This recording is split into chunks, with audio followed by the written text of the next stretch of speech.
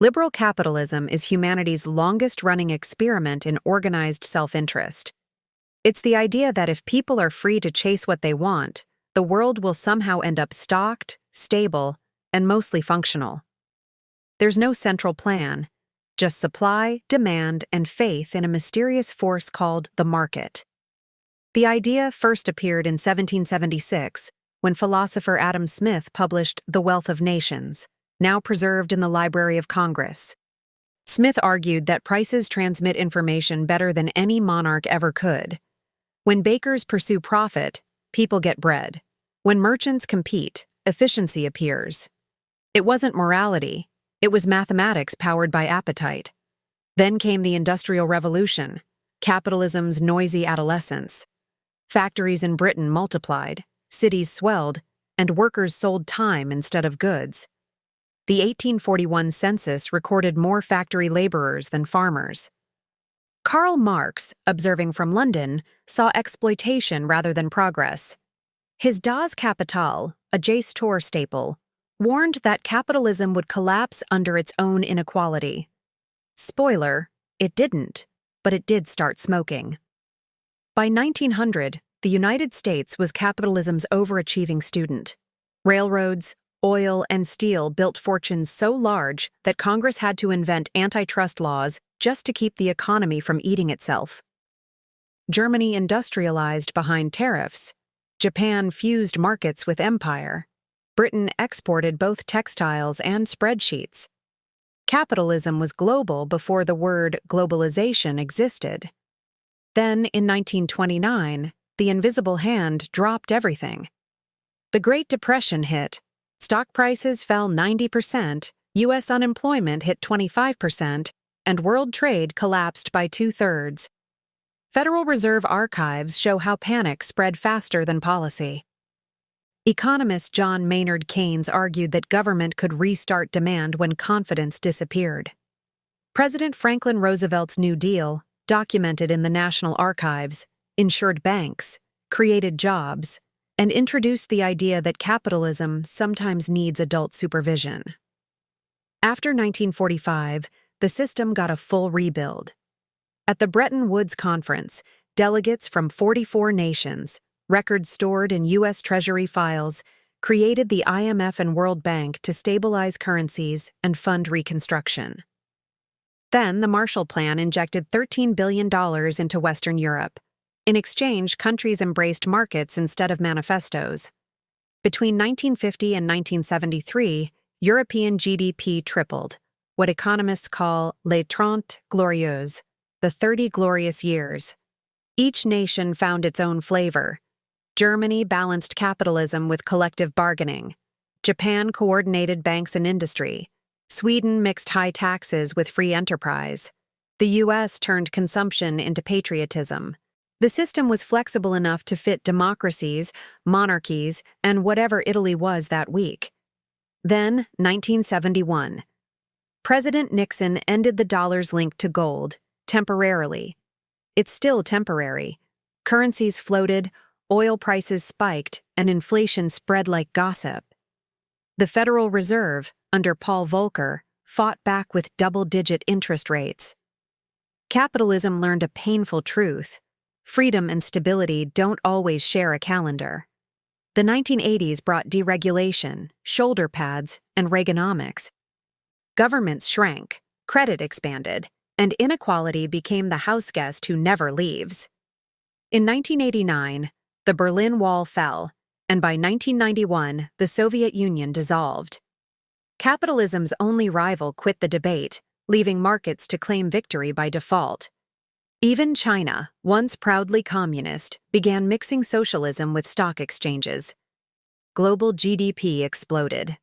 World Bank data show poverty dropping from 36% in 1990 to 9% in 2019. South Korea turned from war-scarred to world-class. Singapore became capitalism's honor student city-state. Scandinavia proved you could have free healthcare, paid vacations, and still call yourself capitalist. It wasn't one model. It was an ecosystem. Then 2008 reminded everyone that free markets occasionally forget math. Mortgage securities, Bundled optimism disguised as assets collapsed, freezing global finance. Declassified Federal Reserve minutes read like crisis poetry. Governments bailed out banks to save the economy, proving once again that capitalism practices socialism only for the rich. Yet, within 5 years, markets hit new highs. Innovation shifted from oil to data. Tech giants, Apple, Google, Amazon, became trillion-dollar monopolies with friendlier fonts.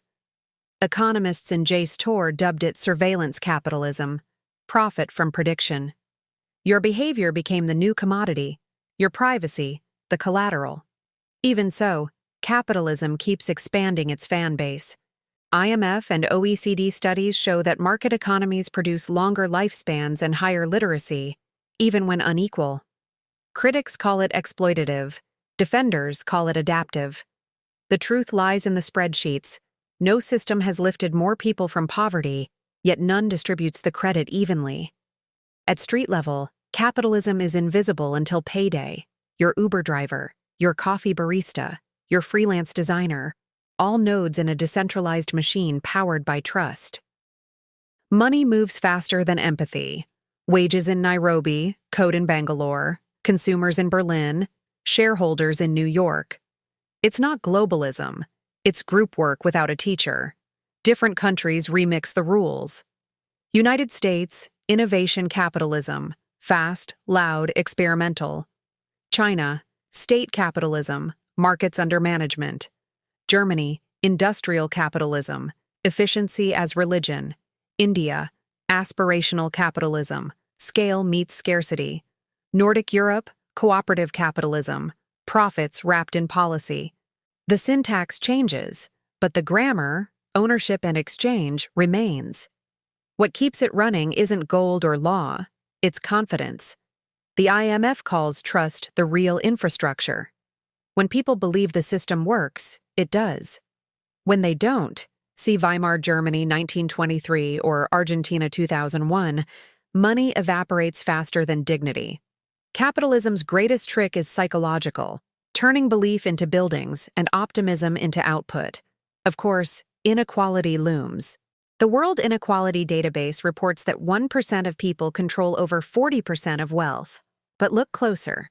Average life expectancy rose from 45 years in 1900 to 73 today, mostly under capitalist economies.